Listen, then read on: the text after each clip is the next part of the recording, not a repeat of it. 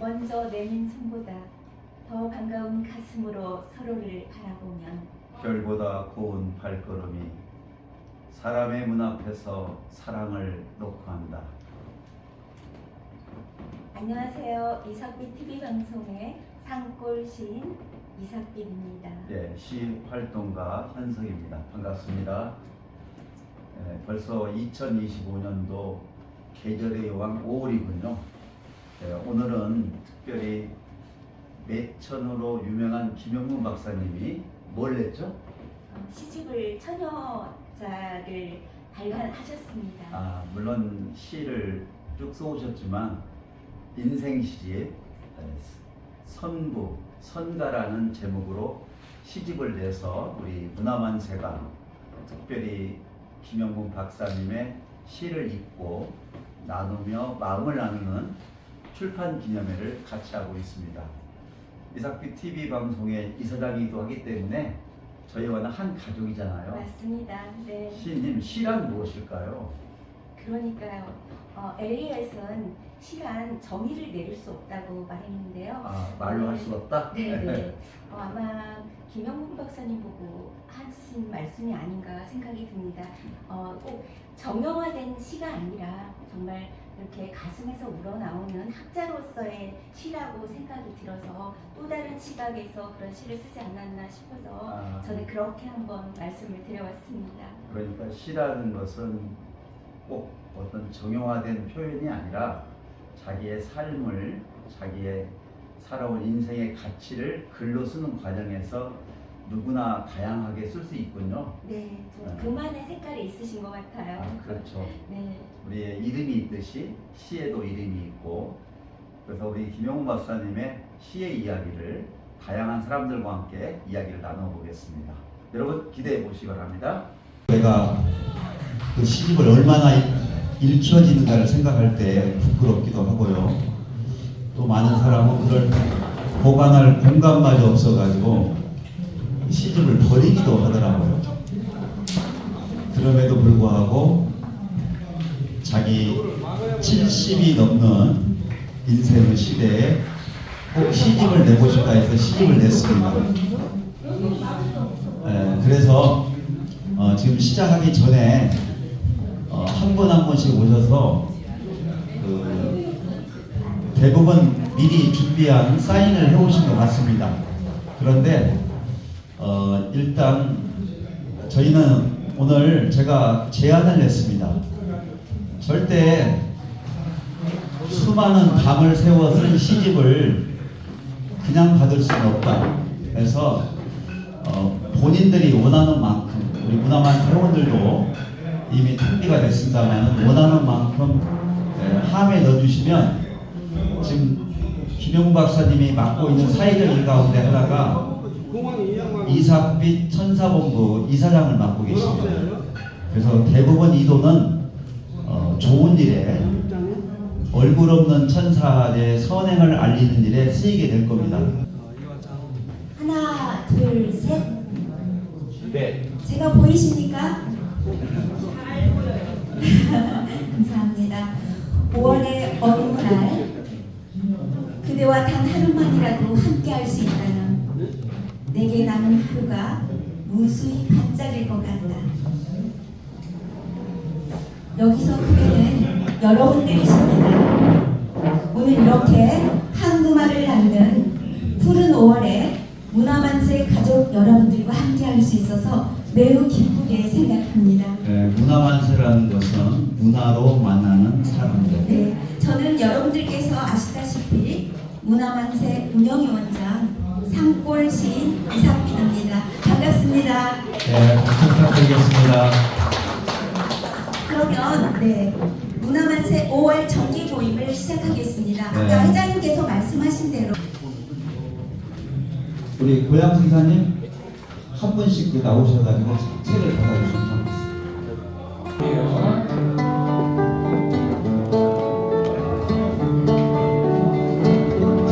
이제 1절은 많으시는 분단 서시고 2절은 약간 보시기 때문에 같이 하시는 분들 모아가지고 악보가 있으니까요. 뒷장에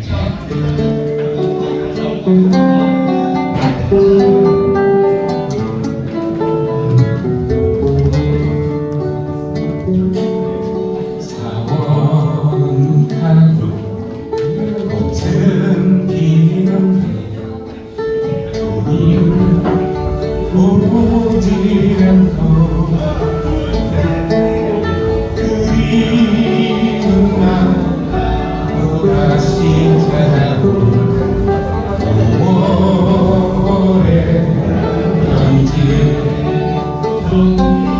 절세 따라 멀리 갔던 그림의 편지는 그리운 날 또다시 찾아와 나의 맘간의 중에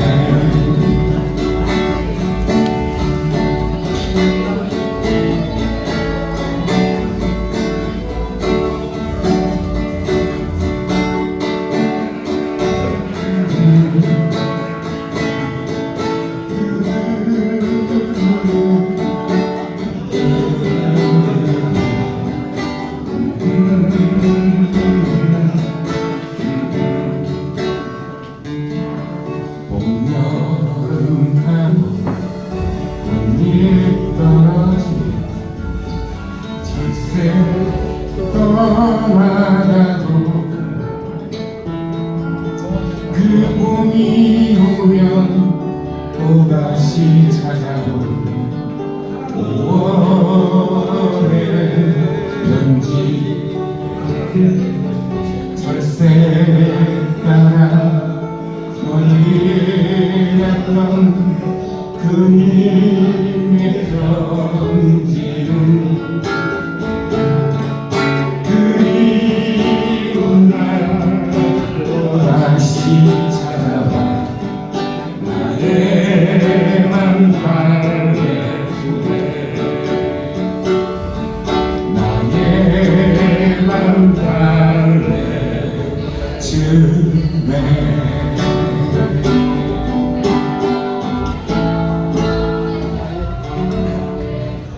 감사합니다.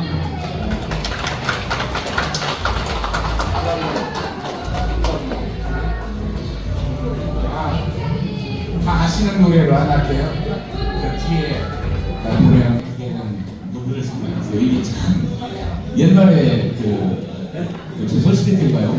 그러면 이런 것들이 있었다니 참 몰랐지만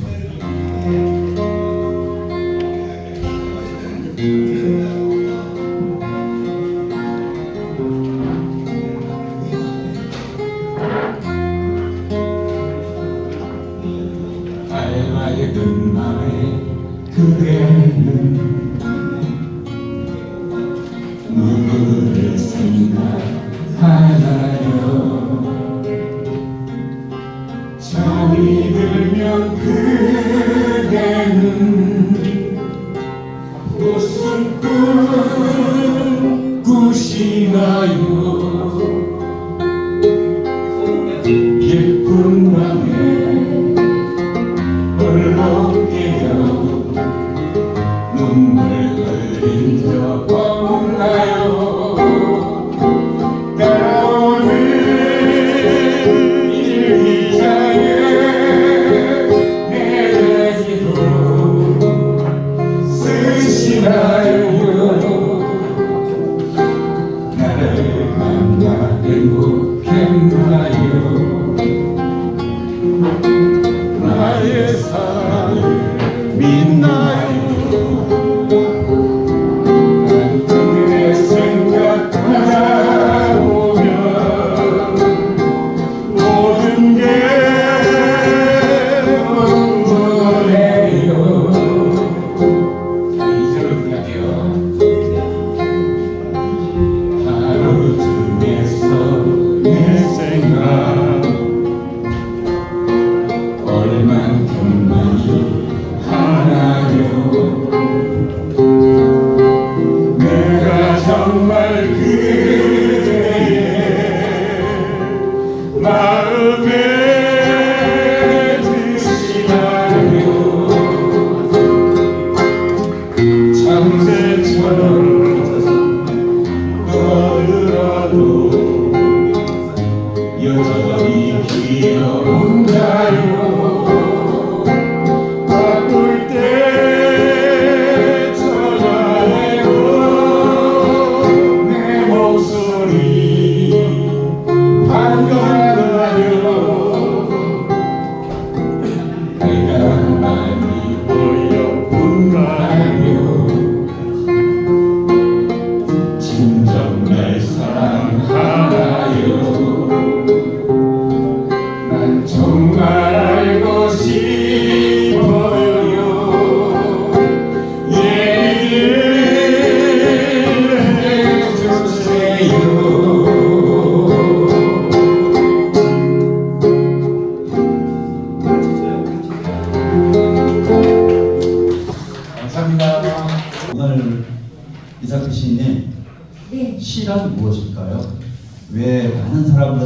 감을 세워가면서 시를 쓰기 위해서 풋방아를 쓸까?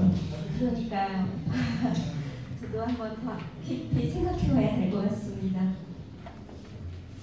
네, 그런 의미에서 오늘 시란 무엇일까? 네, 제가 특강을 하게 되었는데요. 오늘 갑자기 딱 양쪽 다 시끄럽다 보니까 약간 방해는 될 것 같지만 한편으로는 너무 기쁩니다. 시장이 활성화되는 느낌이 들어서요. 와, 또 이런 일도 있구나. 네, 제가 코로나 때는 그런 게 염려가 됐었는데 지금 너무 일상으로 돌아온 것 같아서 한편으로는 기쁩니다. 그래서 네, 바로 이어서 좀 시끄럽지만 양해 부탁드리고요. 네, 특강을 네, 하겠습니다. 금방 회장님께서 질문을 하셨는데요. 여러분 정말 급변하는 AI 시대에 시란 무엇일까요? 예술이란 무엇일까요? 네, 오늘 특별히 김영웅 박사님 출판 기념식을 기념하여 시학이란 무엇인가 라는 주제로 여러분과 함께 시에 대한 본질적인 질문의 시간을 갖고자 합니다. 사실 시간 관계상 압축하여 5분으로 축하의 의미로 발표하겠습니다. 원래 제목은 시란 무엇인가로 특강을 노회장님께 제의받았지만 여기에서는 배우락이라는 시학을 붙여서 학문적인 주제로 정해봤습니다. 네, 왜냐하면 제가 생각할 때 김영웅 박사님은 시보다는 시학이 더 이렇게 잘 어울리는 학자 출신으로서 끊임없는 연구와 더불어 배움의 자세로 청년처럼 갈고 닦는 모습이 존경스러워서 배우학을 붙여봤습니다. 어떻습니까? 네, 시학으로요. 네. 그렇다면 시학은 무엇일까요? 시학은 시를 연구하는 학문으로 법학이 법을 연구하고 수학이 수를 연구하듯이 시학은 시의 본질과 구조를 탐구하는 분야입니다. 그럼에도 불구하고 시학은 여러분들이 다 알다시피 단순한 논리적 분석만으로 설명될 수 없는 감성을 동반하는 독특한 학문입니다. 네, 시는 과학적 대상처럼 고정된 것이 아니라 비과학적이고 창조적인 산물이기 때문입니다. 따라서 시학은 논리적 체계를 세우면서도 감성적인 요소를 고려해야 하는 모순적 과제를 안고 있습니다. 이러한 모순에 도전하시는 김영웅 박사님께서는 시에 각주를 붙여 지적 확장을 넓히는 새로운 방법을 제시하고 있습니다. 이는 시를 단순한 감성적 표현이 아니라 시대를 반영하는 중요한 문화적 산물로 끌어올려 이것을 한 단계 업그레이드하고 있다는 점입니다. 이는 논리적 구조 속에서도 시라는 중간적인 생각이 탐구될 수 있음을 제기하고 있다는 점에서 시인의 한 사람으로서 김영웅 박사님께 매우 큰 점수를 드리고 싶습니다. 맞습니까? 네. 이럴 때는 박수가 나오는 거예요. 저를 위해서 나오는 게 아니고 김영웅 박사님을 위해서 박수 부탁드립니다. 감사하고요. 사실 유명한 영국의 엘리엇이라는 시인도 시를 무엇이라고 이렇게 정의하는 것처럼 어리석은 일은 없다. 시에 대한 정의란 오류의 역사다라고 말하고 있듯이 다양한 답이 나올 수 있음을 김영웅 박사님의 시에서 여러 가지 색깔을 입히고 있다는 사실이 새삼 더욱 놀랍게 느껴졌습니다. 네. 이런 점에서 시란 무엇인가? 라는 질문은 또 다시 한번 생각해보면 인생이란 무엇인가? 라는 질문처럼 인생이 아무리 어렵고 힘들더라도 인생을 조화롭게 살아가야 함을 말씀해주고 있고요. 다 함께 따뜻한 정신으로 걸어가야 함을 여기서 눈치채게 해줍니다. 사실 기울어진 운동장, 죽은 시인의 사회가 아니라 자와 우를 아우르는 한국말 같은 생명력이 이 시대에 필요함을 학문적으로 시도하고 있다는 점에서 매우 큰 존경을 표하면서 마지막으로 시간이 없잖아요. 네, 또 이게 없습니다. 사실 저쪽 방에서 있으면 브리핑이 있는데요. 네, 그 화면이 있을 건데요. 마지막으로 시어와 일반어를 한번 설명해 드리고 제 프로그램인 이삭비 시기까지 한꺼번에 낭독하고 김영국 박사님을 모시도록 하겠습니다. 여러분 시와 일반어의 부분만 제가 팩트로 잠깐 한번 말씀드리겠습니다. 제가 개인적으로 시에서는 이 기법을 되게 많이 서정주의 국화역에서를 많이 했었는데요. 친일 이런 이야기가 나오다 보니까 사실은 조금 조심스럽습니다. 그럼에도 불구하고 제가 좌우로 우선 치우치지 않는 그런 생각으로 들어주시면 감사할 것 같습니다. 여러분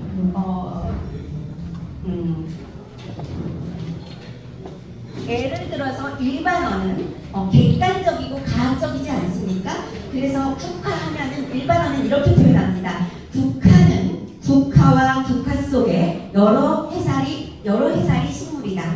원산지는 중국으로 가을에 꽃이 핀다. 재배하여 개량된 역사가 들어서 꽃의 품종에 따라 색깔과 모양이 매우 다양하다. 이렇게 일반어는 객관적이고 가학적이게 설명을 합니다. 그러나 시어는 어떨까요? 시어는 아까도 말씀드린 것처럼 주관적이고 매우 비가학적이고 감성적이고, 그러나 이 시의 특징은 창조적이라는 것, 상상적이라는 것. 그래서 일반어를 뛰어넘습니다. 봐봐요. 국가꽃에서 꽃은 누구를 비유합니까? 꽃이라고 안 합니다. 설명하지 않습니다. 내 누님같이 생긴 꽃이요, 누님이라고 말을 하고 있습니다. 굉장히 비가학적이고 주관적이죠. 그래서 한 송이 국화꽃을 피우기 위해서 일반인들은 아까처럼 설명한 것처럼 매우 똑똑하게 대답을 합니다. 굉장히 똑똑합니다. 그러나 시인은 어떻게 말을 합니까? 한 송이 국화꽃을 피우기 위해서 봄부터 서쪽새가 아프대 또 그렇게 울어야 된다고 했습니다. 그것은 아픈 꽃이 떨어지고 나서도 포기하거나 실망하지 말고 열매를 맺기 위해서 어떤 길로 어떤 방향을 바라봐야 됩니다. 이렇게 제시하고 있습니다. 일반어와 시는 그래서 이렇게 어려운 시인이 죽은 사회에서도 시는 필요하다는 것을 말해주고 있고요. 또 그런 점에서 이 어려운 시대에 김영문 박사님께서 시집을 내셔서 진심으로 축하드리고요. 또 이렇게 작지만 큰 마음을 보태주신 여러분들께 제가 감사하다는 말씀을 드리겠습니다. 네, 이상입니다. 박수 감사하겠습니다. 제가 57살부터 지금 58년 됐으니까 한 10년이 됐나요? 시를 외우기 시작해서 한 100편 정도의 시를 머릿속에 갖고 있는데요. 저는 아까 시인이 말했던 것처럼 시 한 구절이 제 인생을 바꾸고 제 마음을 바꾼 걸 많이 느꼈어요. 어느 시인은 성경의 밑줄을 긋지 말고 삶의 밑줄을 그으라고 한마디 합니다. 이 한마디가 때로는 저희들 마음을 울컥하게 만들기도 하고요. 이삭비 신중 시 가운데 아들을 위한 서시가 있는데 수십 번 넘어져도 넘어지지 않았던 첫 마음으로 일어서라. 제가 장수고 교장을 할 때 졸업생들에게 줬던 시 중에 한 부분입니다. 또 어느 시는 그대가 곁에 있어도 나는 그대가 그립다. 이 한편의 시 구절이 우리 마음을 얼마나 따뜻하게. 저는 오늘 우리가 이삭비 시님의 시기도 있고 또 김용화 선생님의 시기도 있는데요. 시라는 것이 나이를 들어감에 따라서 우리의 삶에 얼마나 큰 영향을 주는가를 같이 나누는 시간이 됐으면 좋겠습니다. 그래서 오늘은 시인님을 통해서 시에 대한 이야기도 들었고요. 저희가 시 활동가라는 표현을 쓰는 것은 단순한 낭송이 아니라 마음을 나누기 위함입니다. 나는 눈물이 없는 사람을 사랑하지 않는다. 나는 한 방울 눈물이 된 사람을 사랑한다. 기쁨도 눈물이 없으면 기쁨이 난다. 사랑도 눈물 없는 사랑이 어디입니까? 이 시 구절이 저의 마음을 촉촉하게 합니다. 가슴으로 만난 사람은 모두 꽃이다. 이 한 구절이 때로는 건배사가 되기도 하고 머리가 아닌 가슴으로 살도록 저를 따뜻하게 해줍니다. 오늘 먼저 이삭배 시님의 시 한 편을 보는데요. 우리 고광희 국장님 한번 나오셔서 축구를 좋아하는 청년, 영원한 청년 우리 이삭배 시님과 같이 낭독해 주도록 하겠습니다. 한번 나와주시죠. 시님 제목이 뭐죠? 누구나 한 번은 여러분 나와 있습니다. 같이 보도록 하겠습니다. 이 시를 쓰게 된 배경을 잠깐 말씀해 주시죠. 제가 법무부의원 간사로 활동을 하고 있는데요. 그래서 또 인권법도 이렇게 전공을 했습니다. 그래서 근데 이제 그 재수자들을 위한 글을 써달라고 하시더라고요. 저 꼭 재수자가 아닌 경우도 있잖아요. 근데 갑자기 이 글을 쓰면서 안중근 장군이 떠올랐습니다. 안중근 장군에게 운명의 시기가 몰렸을 때 이분은 정말 죽고자 해서 살아신 분이십니다. 어쩌면 우리 시인들도 그런 정신으로 살아야 되지 않을까. 그리고 재수들도 우리 사회에 한원돼서 다 함께 살아갈 수 있도록 이끌어야 하는 분들이 여기에 계신 교육자들이 아니신가 이런 생각을 하면서요. 제가 감히 설명을 했습니다. 네, 고광희 국장님 존경합니다. 또 이렇게 해주셔서 함께 읽어보겠습니다. 이렇게 이삭배 씨는 좋은 시를 낭송한 영광입니다. 네. 시작하겠습니다. 누구나 한 번은 운명이라는 시계가 울린다. 이삭비. 누구나 한 번은 운명이라는 시계가 울린다. 꽃 떨어진 아픔이 몰려와 햇살마저 우울해질 때 모든 걸 포기하고 싶을 때가 있단다. 그러니 친구여, 그 순간 겨자씨만한 힘을 내어 청춘의 냄새를 맡아. 인생이란 고통의 시간이 풍로처럼 차가워지기 시작해 심장도 죽고 싶을 때가 있단다. 그때마다 청춘의 파도를 드높여라. 그리고 사랑이 땅으로 떨어진 날 땅에 떨어진 햇살을 한 눈금씩 주워 담아라. 늙은이의 초라한 행색도 신의 미소처럼 아름다우며 그대와 나의 젊은 날의 슬픔도 어느 밤의 첫 발자국처럼 신선하니 친구여, 꽃 떨어진 아픈 자리 열매로 새롭게 채워지리라. 친구여, 아는가? 그 어떤 인생도 숭고하지 않은 인생은 없단다. 그러니 이제 두 갈래의 길 앞에서 우체통처럼 빨간 사랑의 길로 걸어가겠습니다. 감사합니다. 고맙습니다. 유행물을 갖고 가셔서 집에 가서 혼자 한번 읽어보면 좋을 것 같습니다. 우리 김 박사님이 그동안에 직접 사인한 시집을 받으셨는데요. 먼저 이 시집 중에서 우리 문화만세가 같이 하면서 시 활동가로 활동하고 있는 누구죠?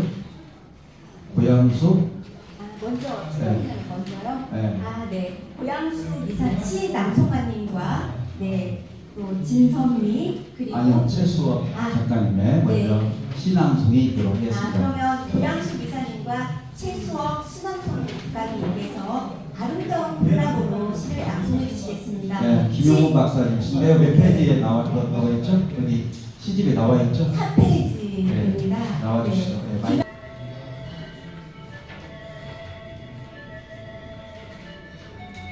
환생 김영부 졸린 눈을 비비며 돌장내길 따라 올라가다 설피 잠이 들었다. 물새 때는 숲으로 달아나고 쓰르렁거리며 길을 쓰고 울어대던 숨으로 중충 흐르는 세잔한 소리였다. 서늘한 바람이 불면 암매미는 알을 낳고 죽어간다. 천국으로 가는 길에서 한 영혼을 만났다. 사랑했던 사람이었거나 사랑하는 사람이었거나 사랑하고 싶은 사람이었거나 얼굴이 보이지 않았다. 그때 알았다. 이승에서 놓쳐버린 것을 저승에서 만날 수 있다는 것을. 매미처럼 나는 울었다. 여름날 매미는 한 달도 살지 못하고 죽어가는 가련한 생. 해녀매가 죽어 환생하여 매미가 된다면 그것보다 끔찍한 일은 없겠지. 오덕을 갖춘 매미와 같은 삶이라면 그것도 괜찮겠지만 인간으로 태어났으면 매미보단 나은 삶을 살아야지. 세상을 환하게 비춰주는 보름달이 된다면 어떨까? 차라리 교송이나 한의원쯤 되어 천년학으로 천만년 살고 지고.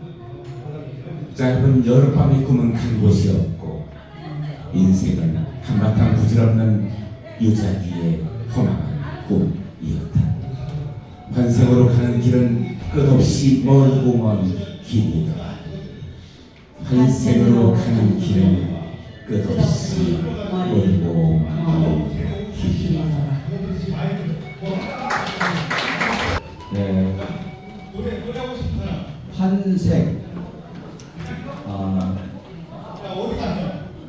그 의미야 다 알겠지만 우리 김영훈 박사님의 시는 주석이 많이 달렸더라고요. 저희가 이삭 신앙은 여러분 선가라고 되어 있는 52페이지라 봐주시기 바랍니다. 선가의 52페이지. 다리대기 네 사람이라고 되어 있는데요.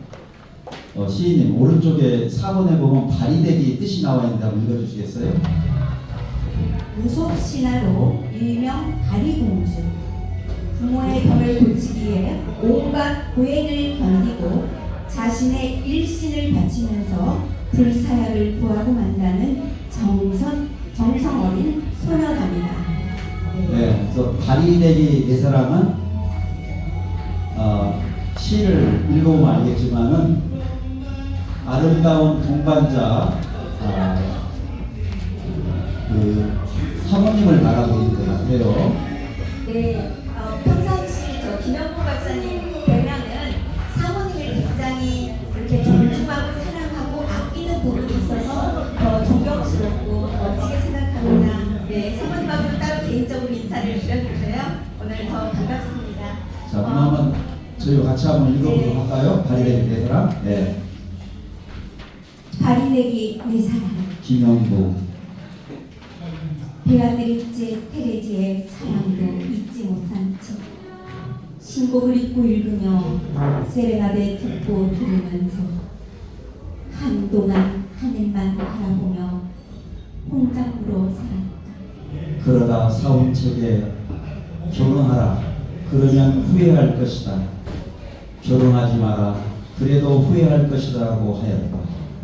아리송한 그 말에 결혼을 결정하고 엄니가 정해준 여자를 아내로 맞았다. 앞날을 포기하고 오랏줄에 매여 내 인생의 나머지를 영혼의 심장을 그녀에게 맡긴 채 난생 처음으로 부모에게 효도하였다. 신혼생활 울퉁불퉁한 살림살이에 신혼생활 울퉁불퉁한 살림사이에 오랜 세월 다리되기처럼 효녀 지은처럼 오랜 세월 다리되기처럼 효녀 지은처럼 천생백필 기익조되어 내부 홍처로 억척스럽게 살아준 아내. 천생배필 비익조되어 내부 홍초로 억척스럽게 살아준 아내. 미안해. 내 뜻을 굽혀 신의 축복을 여호에서 중전으로 왕비로 바꿔 부르고 미안해. 내 뜻을 굽혀 신의 축복을 여호에서 중전으로 왕비로 바꿔 부르고 아름다운 동반자 네페르타르가 고마워. 아름다운 동반자 네페르타르가 고마워. 여왕으로 받들며 살아가고 있다. 여왕으로 받들며 살아가고 있다. 사실 이 비토에 대해서 고맙습니다.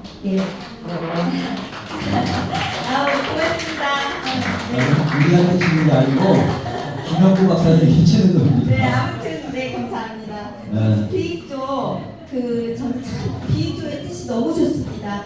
한쪽 날개가 없으면 날지를 못해요. 그래서 역시 우리 김영국 이사장님은 와 이렇게 사랑을 고백하는군요. 예. 마지막에 사랑 고백이 가장 아름답다고 하더라고요. 자, 그만 바리대기 내 사랑 사모님이 준비한 꽃다발을 가지고 나오시고 우리 김영훈 박사님 앞으로 나와주시기 바랍니다. 네. 박수로 부탁드리겠습니다. 축하합니다.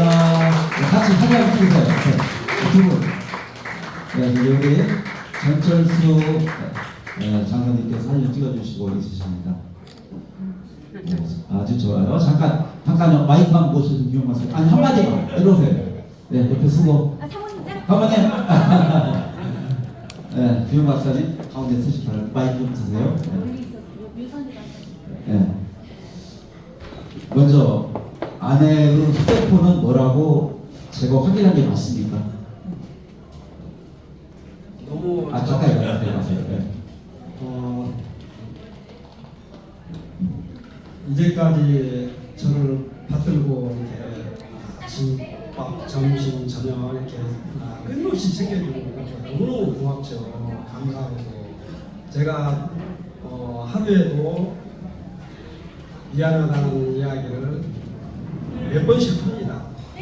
너무 미안하죠. 저같이 못난 사람을 남편으로 생각하고 살아오는 게 너무 고맙고 감사하고 그런 분이에요.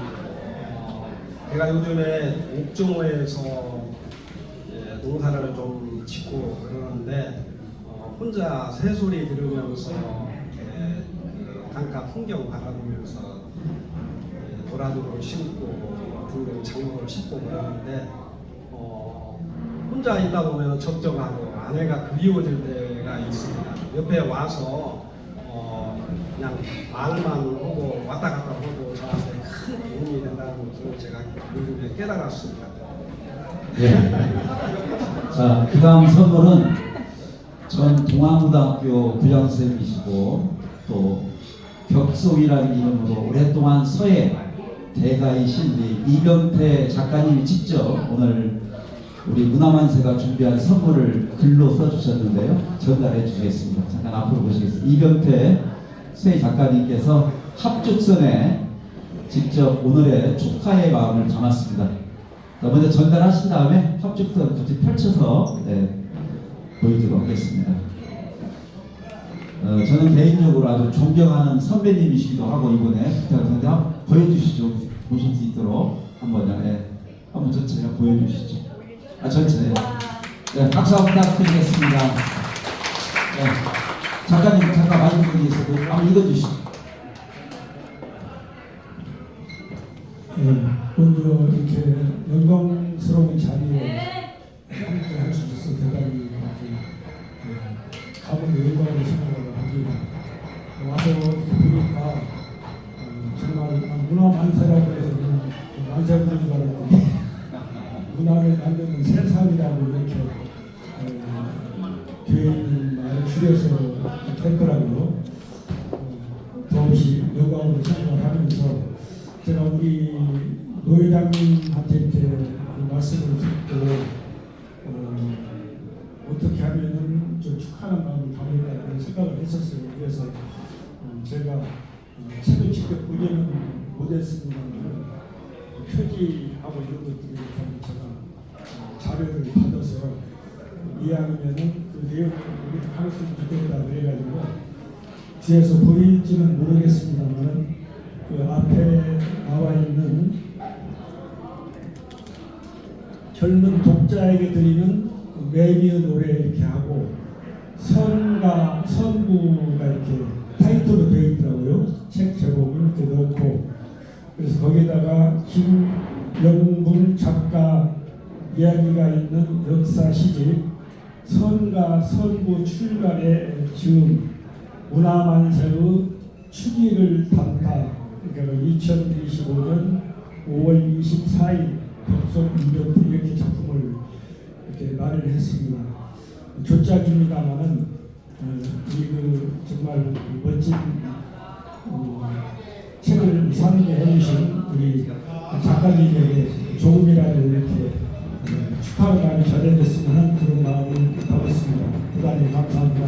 고맙습니다. 네, 전달하시겠습니다. 네, 사진 한번 찍으시고 이 상태 같이 한번 네, 같이 한번 찍으시고 아니요 네, 포트 잡고 네. 같이 이 작품인데 저를 찾아. 네.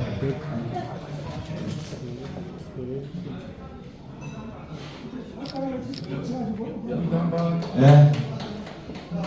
자, 자 문화만세에서 또 준비한 서양란을 전달하도록 하겠습니다. 서양란은 우리 이경 좀 늦게 오셨는데 앞에 있는 노란 서양란을 좀 전달해 주시기 바라겠습니다. 우리 이경 회원님께서 문화만세의 축하의 마음을 단순한 꽃이 아니라 최소 3개월 동안 향을 내는 서양란을 전달하겠습니다. 축하드립니다. 네. 네, 저쪽 보시고 한번 사진 찍어주시고 오늘 이 행사는 이삭비 TV에 편집돼서 나가게 되겠습니다. 네, 받아두시고 저 마이크 잡아주시기 바랍니다. 를 잠깐 설명해 주시고 시에 대한 이야기를 좀 해주시면 고맙겠습니다. 네.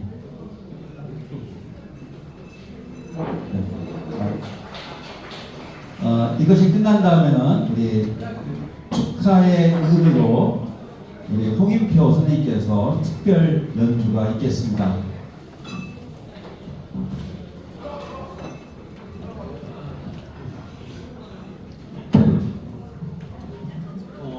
선과 선무 애미선자 노래가자입니다. 그리고 애미선자 어떻게 보면은 이제 부는 한문체 하나인데 같은 시라고 운율이 있는 사문입니다. 어떻게 보면은 노래 부자와도 좀 비슷한 그런 건데 이 선부는 같은 시이지만은 산문 쪽의 시를 선부라고 이렇게 이야기를 합니다. 그래서 선부는 좀 시적인 맛이 좀 떨어지는 그런 시인데요. 제가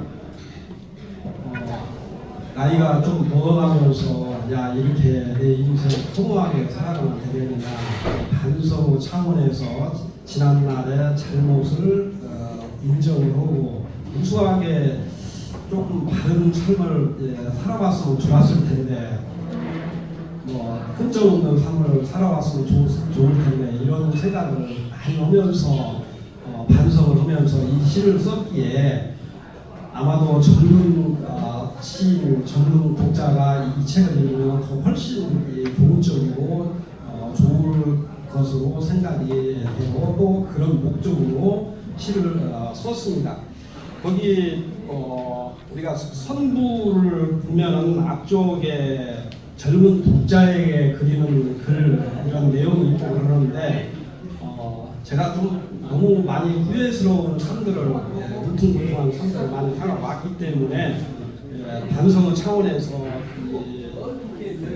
서부를 쓰면서 뭐라고 썼느냐 그 오른쪽에 매미는 나 자신이고 그리운 친구이다. 그리운 친구는 독자다.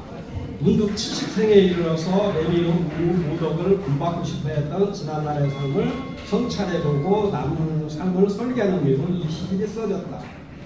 진솔하게 살아가고 싶은 이야기와 보편적 가치의 중요성을 인식하여 써놓은 시기에 상우에 올망하신 청춘의 내용과 같은 마음으로 젊은 독자와 공감하고 싶었다.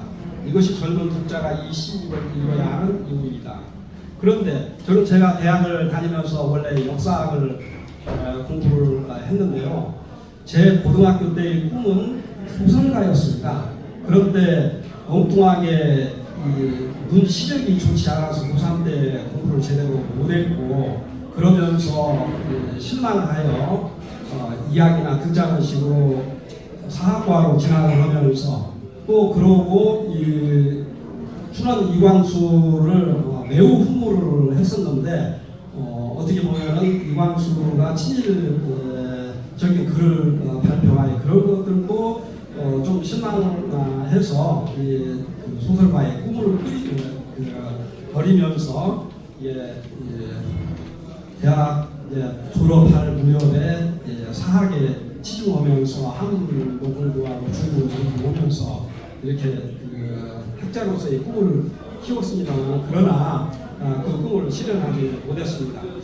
어쨌든 이 시집은 저 개인의 역사일 뿐만 아니라 또한 시대 정신을 반영한 과거의 역사이면서 동시대의 역사이기도 하죠. 그래서 이 표제 소 제목을 이야기가 있는 역사 시집 이렇게 명명을 해놨고요. 그리고 이제 어떻게 하다 보면 제가 고등문학을 특히 한시를 수십 년간 평생을 공부를 해 왔는데 그러면서 좀 용어가 어렵고 그러다 보니까 이것을 젊은 독자, 일반 독자들하고 어떻게 쉽게 다가갈 수 있을까 이런 생각을 하다가 주석을 달게 됐는데요. 어떻게 보면 시문은 넘겨버리고 주석에 온갖 치중을 다 사실은 한 것이거든요. 거짓을 써놓을 수가 없어요. 예를 들어서 제가 우즈베키스탄을 갔는데 거기에 뽕나무가 540여 년 된 뽕나무가 있더라고요. 선가라는 책 91쪽을 보시면은요. 저희 집사람과 같이 여행을 하면서 그 뒤에 뽕나무가 살아있는 뽕나무입니다. 지금 이 뒤에서 좀 상당히 떨어져 있는 곳에서 찍은 사진이기 때문에 실제로 보면 한 아름들이 몇 발이 되는 이런 소나무, 뽕나무가 되겠고 또 수백 년 된 뽕나무가 많이 있습니다. 이게 사실은 이 중국의 비단 뽕나무에서 실을 짜서 또 비단을 만들고 이게 로마까지 가는 실크로드 중심지가 되는데요. 이런 그 시가 뽕나무를 주제로 하는 시가 거기에 94쪽에 구하라 뽕나무 해가지고 사실은 이제 그러다 보니까 저희 할머니가 어렸을 때 고추를 키우고 그러면서 번데기 실을 뽑아서 만드는 것을 생각을 하면서 시를 썼습니다. 그리고 또 하나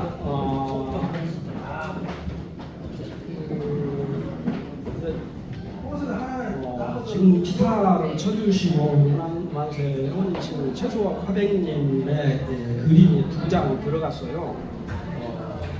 그 그림이 예를 들어서 선부에 35쪽 선부에 35쪽 해가지고 아버지의 밥 이런 사진이 비록 칼라는 아니지만 이렇게 들어갔는데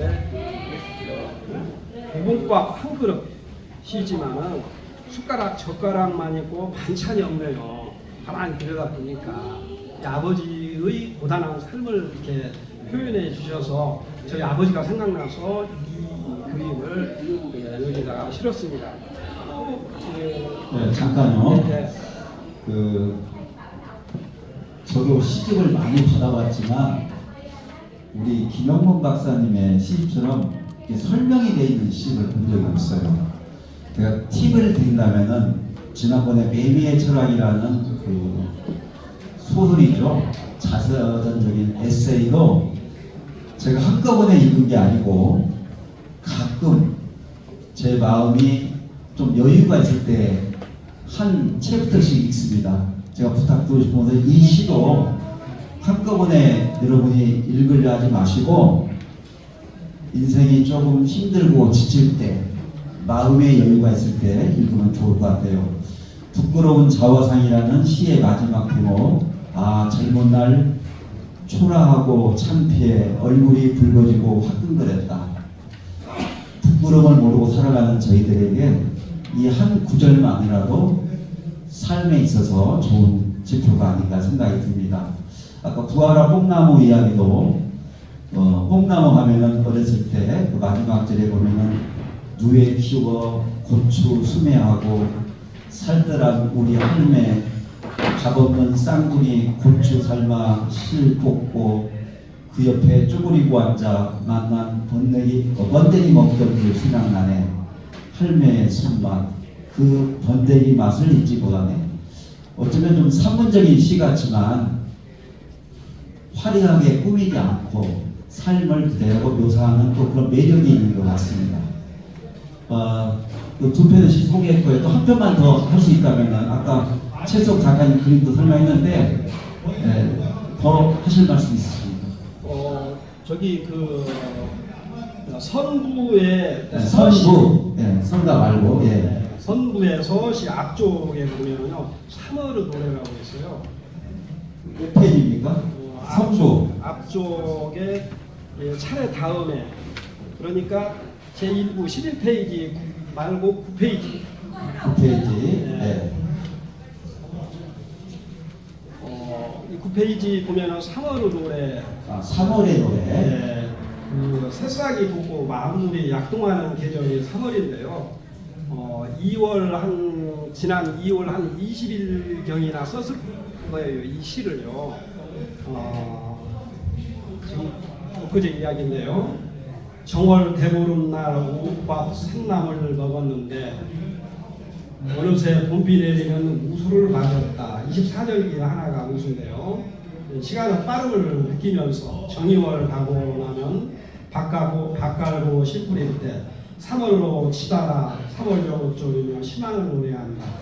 농가 원령가 3월달에 3월명을 생각했습니다. 3.1절에 태극기를 품고 아우의 장터로 가리라. 한북 신보산 명천에 동풍신도 유관신동화 그 꽃다운 나이는 붉은 함성과 절개로 태워오렸다. 이 칠보산은 북한에서 금강산에 버금가는 그런 명산이라고 그래요. 거기에 명천이라고 하는 고을이 있는데 동풍신 어린 나이에 만세 부르다가 유광순처럼 풍부했던 그런 분이셔요. 그래서 이 동풍신을 시어로 이렇게 끌어들였습니다. 만세를 주도한 전주 선문박교회의 김인전 목사, 신흥학교 기전여중고 학생들도 만세를 불렀지. 황현의 아들 황희연도 구례에서 동년만세 외쳤지. 제가 전무한 매천 황희연의 아들 황희연이 구례에서 태극기를 만들어 가지고 만세운동을 하다가 잡혀서 툭됐어요. 이런 사실들은 거의 알려져 있지는 않지만 어쨌든 저는 알기 때문에 시를 썼고요.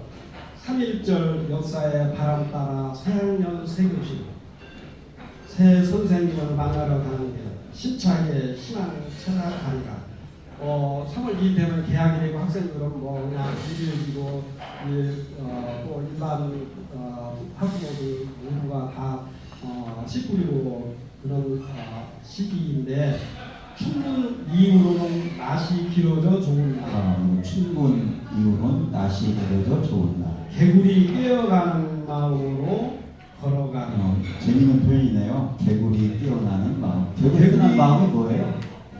개구리가 깨어난 날이 경칩이거든요. 이 경칩도 이 사절기라고 하는 하나인데요. 그걸 중심으로 해서 이 시어를 끌어들였고 그러면서 희망차가 걸어가니 이런 의미입니다. 다음 장 넘겨보시면은요, 학교에 개학을 해서 가고 또 모르는 꽃 찾아 새 친구들을 의미하는 거거든요. 설레는 마음으로 뛰어가기, 즐겁게 뛰어가기. 네, 모르는 곳 찾아 설레는 마음으로 뛰어가니. 3월 26일 찬바람 스님 여수의 아침에 외인의 일방적인 6차 공방 끝에 위대한 장군 안토는 쓰러져간다. 숭고한 희생의 내 마음은 다시 노랫꽃 방송. 네, 3월 26일 날 10시 이또 희록이가 죽은 시간에 맞춰서 안중근 장군은 찬바람 스님 여순의 아침에 쓰러진 날이기도 하죠. 6차 공판 끝에 한 수호를 어머니 조마리아 여사가 하지 말라고 해서 어머니는 유언을 받들어서 한 수를 하지 않고 일방적인 6차 공판 끝에 이게 승복하셨는데 이 동백꽃 한 송이 이 동백꽃이 그 즈음에 이제 피어나고 대학교도 마찬가지가 되겠습니다만 그래서 동백꽃 한 송이 울린다. 작가님, 저희들한테 읽을 기회를 주시고 우리 다 같이 마지막 연을 읽어보겠습니다. 같이 소리내서 변산 바람꽃 피어나는, 자, 한번 시작. 변산 바람꽃 피어나는 봄처녀 찾아오면 내 님과 손잡고 그 바닷가 다기봉에 올라 동트는 서해를 꿈꾸며 푸른 적벽강에도 가보자. 우리에도 기회를 주고 좀 이따 다시 또 이야기 나누겠습니다. 여기까지 일단 박수 한번 부탁드리겠습니다. 네. 네, 감사합니다. 고맙습니다.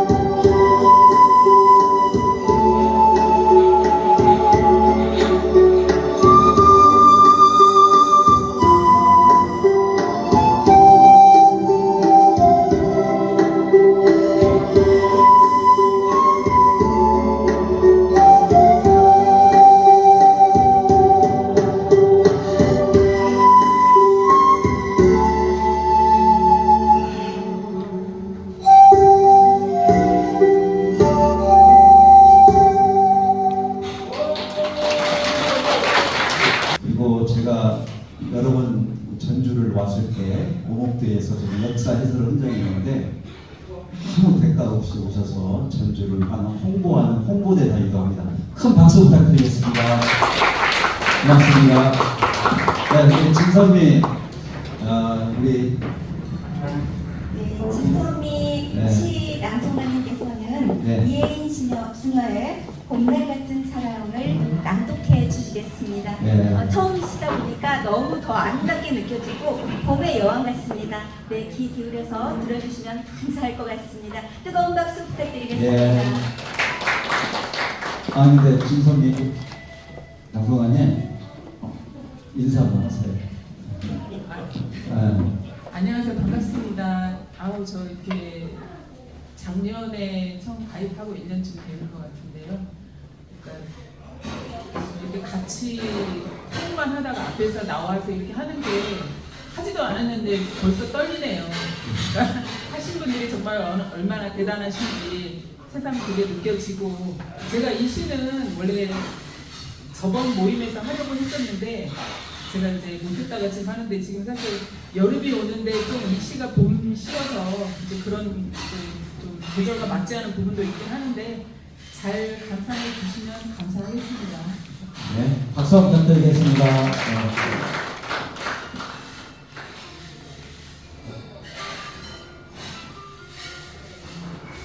봄날 같은 사랑,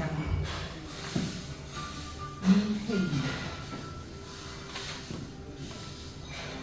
힘들 때일수록 기다려지는 봄날 같은 사랑. 멀리 있으면서도 조용히 다가와 분위기를 따스하게 만드는 사랑. 소리를 내어도 어찌나 정겹게 들리는지 자꾸만 가까이 있고 싶은 사랑.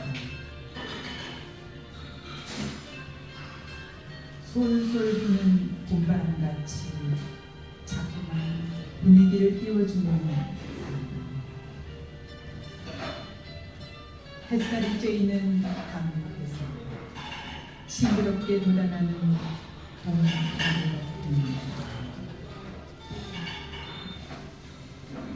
온통 노란돌이 덮인 그늘같이 마음을 울렁이게 하는 조용한 살 붉게 물들인 진달래처럼 꼭 또 보고 싶은 사람. 어두운 달빛에 기대지 않고 꼿꼿이 자기를 보는 목련 같은 봄 소식들을 무수히 전해주는 봄 두렵처럼 넉넉함을 주는 신비로운 사랑. 너무나 따스하게, 너무나 정겹게, 너무나 든든하게, 언제나 힘이 되는 사랑. 그 사람은 봄날 같은 사람, 바로 여러분입니다. 시인은 아마 전 감동입니다. 저는 사실 어떤 아까 다양하게 하는 거여서 이렇게 잘한다는 소리는 못 듣습니다. 그런데 너무 정말 저보다도 훨씬 뛰어나시고요. 정말 봄날 같은 그 신앙송의 목소리가 봄날 같은 사람이라고 느껴집니다. 네, 고맙습니다. 우리 김용봉 박사님의 오늘 문화만세 겸해서 이루어지고 있는데요. 내가 그 이름을 불러주기 전까지는 나만 단어 하나의 몸집에 지나지 않을까. 오늘 초대받은 친구들을 소개하는 시간을 잘 갖도록 하는데, 그 전에 아까 합죽선을 써주셨던 우리 벽송 작가님께서 특별히 선부 선가의 시집을 쓰시면서 하모니카 연주를 해주신답니다. 큰 박수 한번 부탁드리겠습니다. 네, 부탁드리겠습니다. 네. 이병태 비강사님은 다재다능하시고 또 친구들에게도 하나의 우상 같은 존재입니다. 늘 큰바위 얼굴처럼 많은 사람들에게 또 후배들에게 귀감이 되는데요. 하모니카 그 부탁드리겠습니다. 이거 많이 드릴까요? 소규모로 나와가지고 자꾸 나오니까 저도 들었습니다. 잘 하지도 못하는데 우리 노회장님께서 한번 말씀하셔가지고 준비를 했습니다만 굉장히 떨립니다. 박수가 필요할 것 같습니다. 그리고 아까도 여러 악기들을 연주해 주셨는데 그냥 하나의 구색을 맞추기 위해서 한다 생각을 하시고 애교로 봐주시기를 바라겠습니다. 제가 들려드릴 곡은 정풍송이라는 작가가 작곡가가 계시는데 그분이 작곡하신 허공이라고 하는 노래가 있어요. 조용필 가수가 불렀죠. 그 노래가 사실은 서울오봄이라고 하시지 않습니까? 서울오봄이라고 12.6 사태가 일어나고 서울오봄이 올 줄 알았는데 전두환 불보 독자가 들어서면서 민주화가 멀어졌다고 그래서 그 울분을 달래기 위해서 민주화를 연명하는 그런 마음으로 그 작곡을 했는데 그 가사가 멀어져간 민주주의라고 하는 그 가사로 해서 발표를 하려고 했었는데 그렇게 발표를 하면은 그 당시에는 신이라는 게 있지 않습니까? 한국 안 될 것 같다고 그래가지고 멀어져간 그대라고 하는 민주라는 단어를 그대로 바꾸니까 사랑을 노래하는 노래가 되어버립니다. 그 노래하고요. 그 다음에 이제 너무 길 것 같아서 1절 이렇게 하겠습니다. 그리고 두 번째 메들리로 들려줄 노래는 이재하 시인의 모란동백이라고 하는 원래 그 모란동백이라는 노래가 이재하 시인이 쓴 시에다가 자기가 작곡한 노래인데 조영남 가수가 불러서 히트를 했죠. 조영남 가수가 자기 죽으면은 무덤에다가 그 묘비명 대신에 저기를 적어다가 이렇게 유월을 했습니다. 나오는 밤에 떠돌다 어느 나무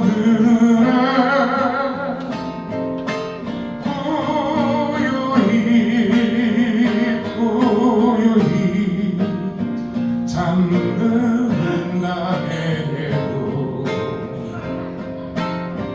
또 한 번 노란이 피울 때까지 나를 잊지 말아요. 박수 부탁드리겠습니다. 하모니카 연주로 들으면 훨씬 좋을 것 같습니다. 우리 축하, 우리 박사님 좀 뒤로 가셔서 같이 좀 앞으로 가자. 우리 특별히 정말 김용 박사님을 위해서 준비한 노래가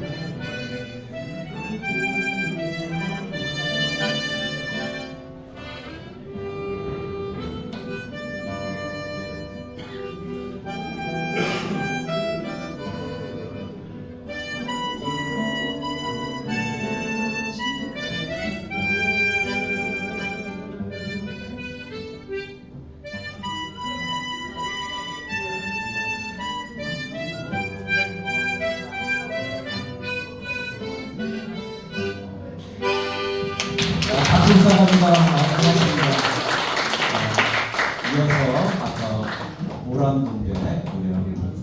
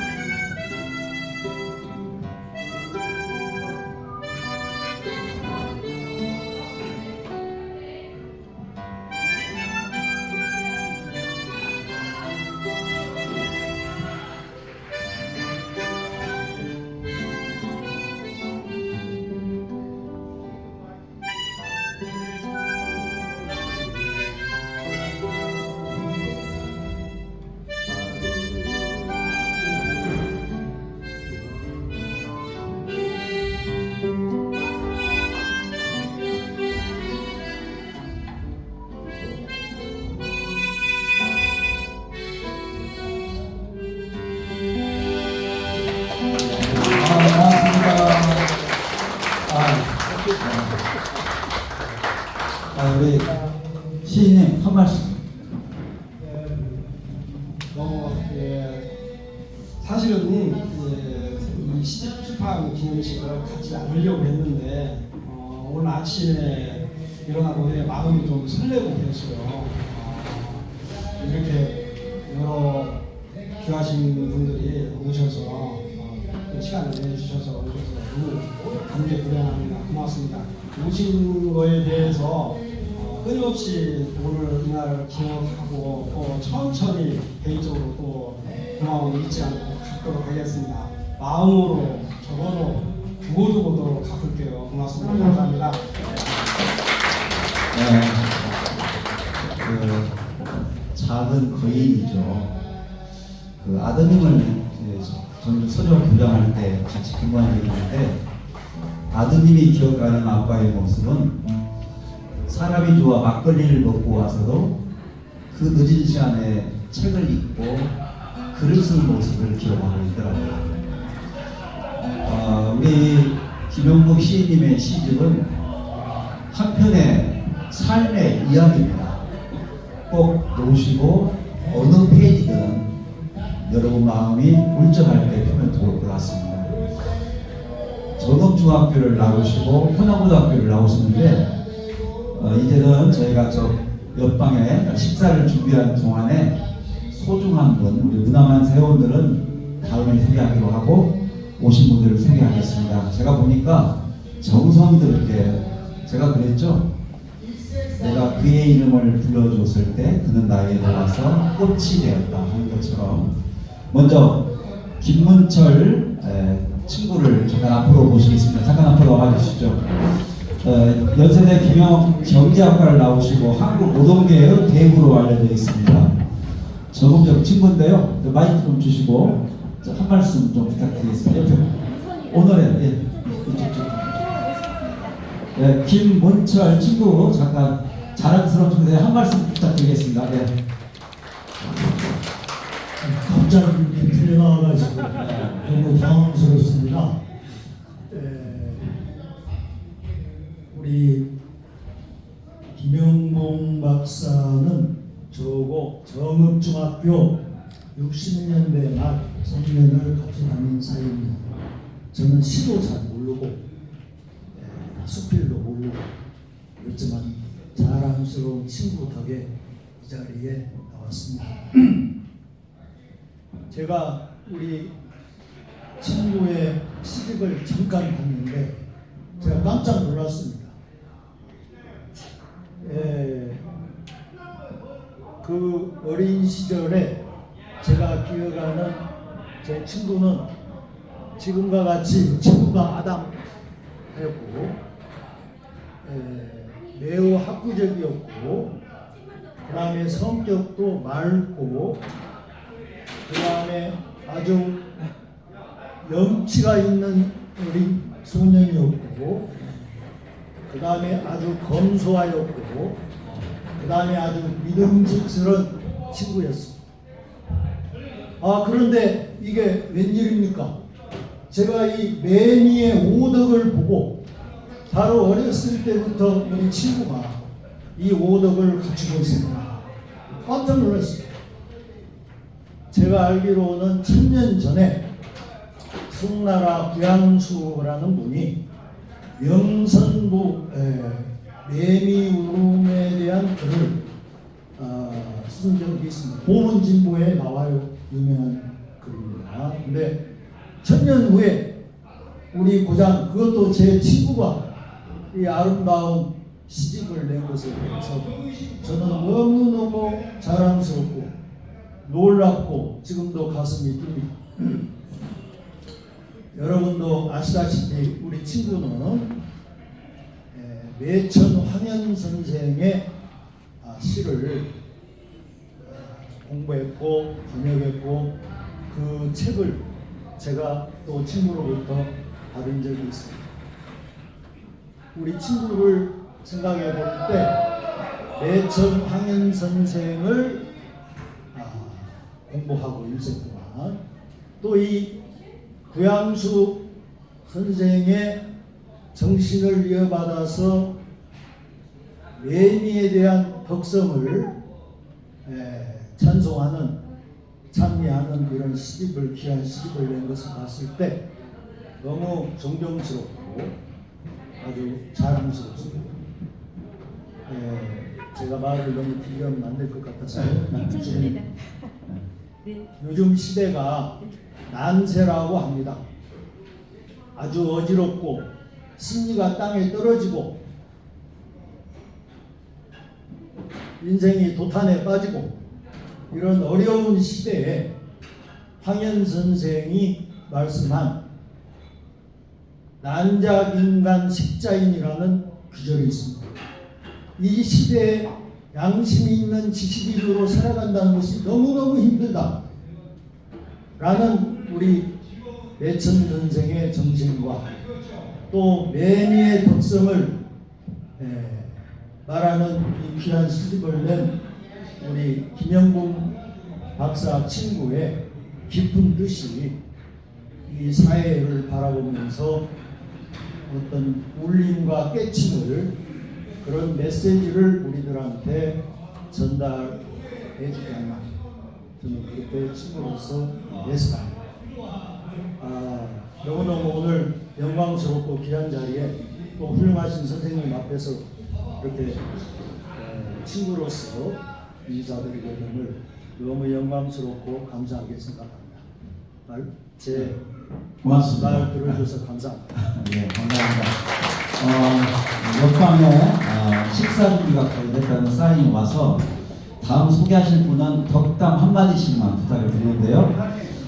이진수 사장님, 전 우석대학교 교수님이시고 어디 계십니까? 이진수 사장님, 한국무역협회 중국 국장님 했던 분이. 조금 제가 전달이 잘못됐는데요.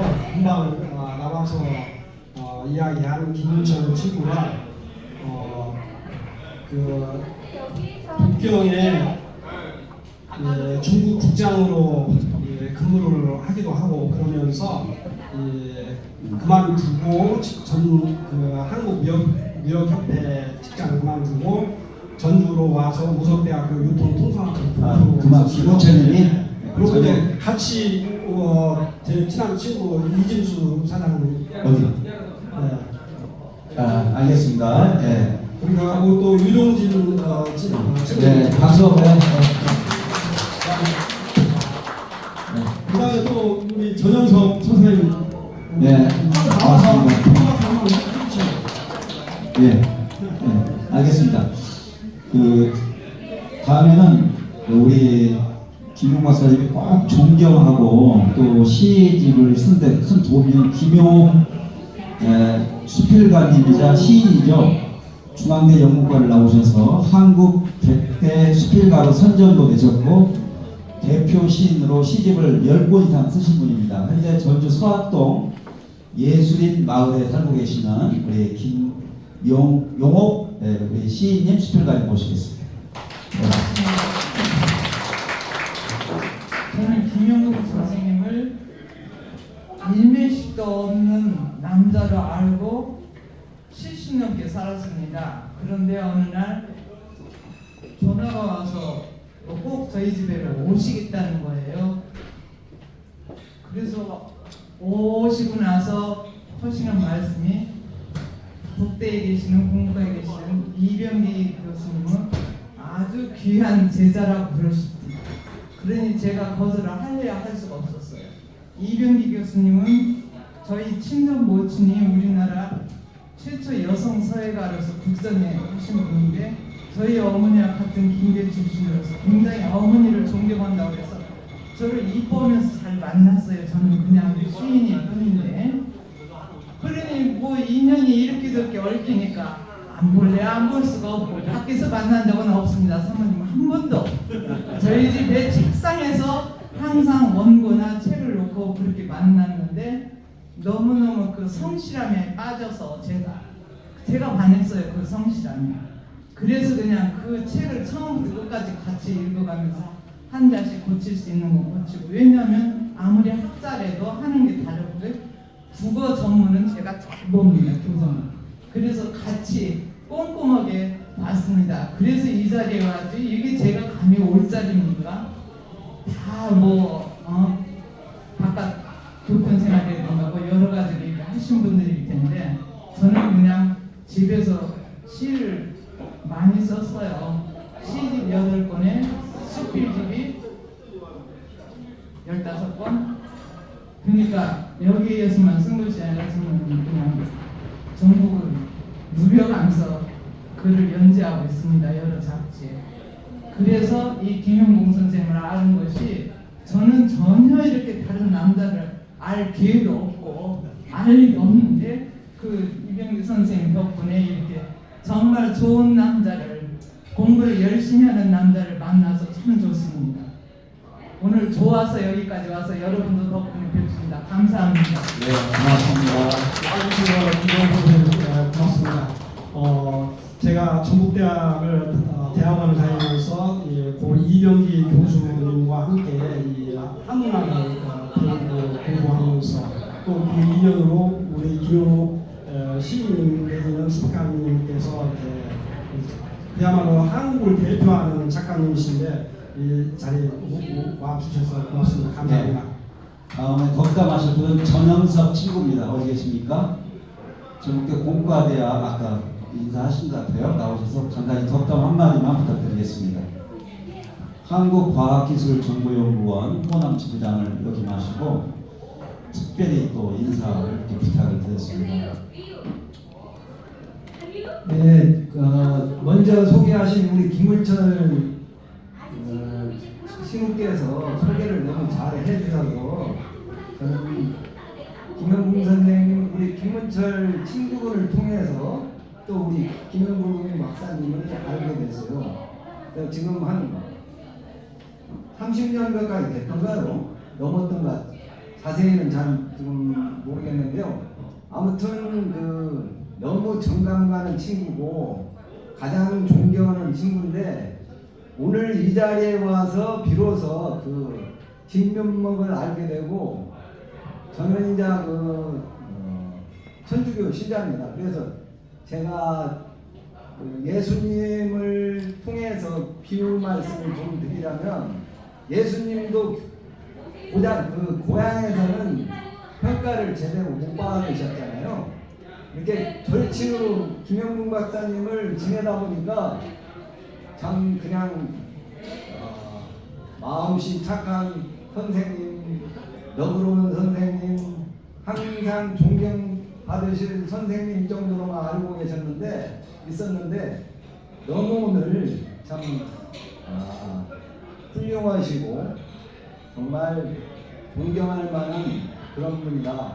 그리고 진짜 이렇게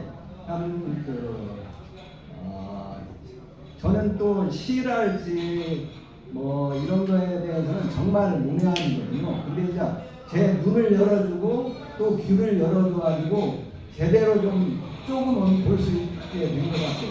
우리 김영문 박사님은 진짜 다독가시고 다작가시고 너무나 정말 열정적으로 공부하시는 학급하시고 정말 존경할 부분이 너무나 많으신 분. 알겠습니다. 네.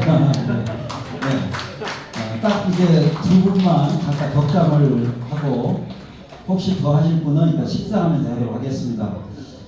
우리 이상필 씨님의 본명 혹시 아시나요? 이미영입니다. 이미영. 우리 이미영이라는 시인이 많기 때문에 아브라함, 이삭, 야곱에서 이삭을 닦고 어둠을 비치는 빛에서 이상필 씨라는 이름으로 활동하고 계신데요. 우리 전북교육의 혁신을 위해서 움직였던 우리 이미영 선생님, 현재 한국청소년문화원 이사장님이십니다. 잠깐 나오셔서 덕담 한마디 부탁드리고 이어서 우리 정우식 완산하고 이사장님 나오셔서 두 분이 하는 걸로 마무리하도록 하겠습니다. 그거 두 분 중에 한 분이 나오시죠. 네, 정우식 대표님. 네. 저 개인적으로 같은 58개 친구입니다.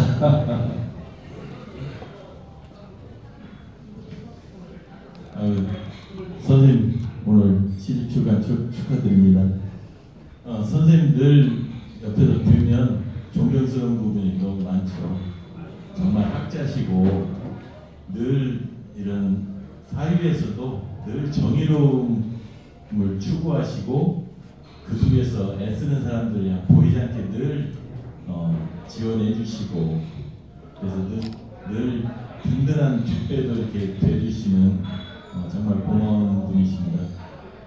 오늘 시집 출간을 맞이해서 정말 시집도 딱 선생님다운 시집이 나온 것 같아요. 시를 쓰면서도 학자다운 그런 면모를 같이 이렇게 지니신 거듭 축하드립니다. 네, 고맙습니다. 자, 이제 행사를 마치겠습니다.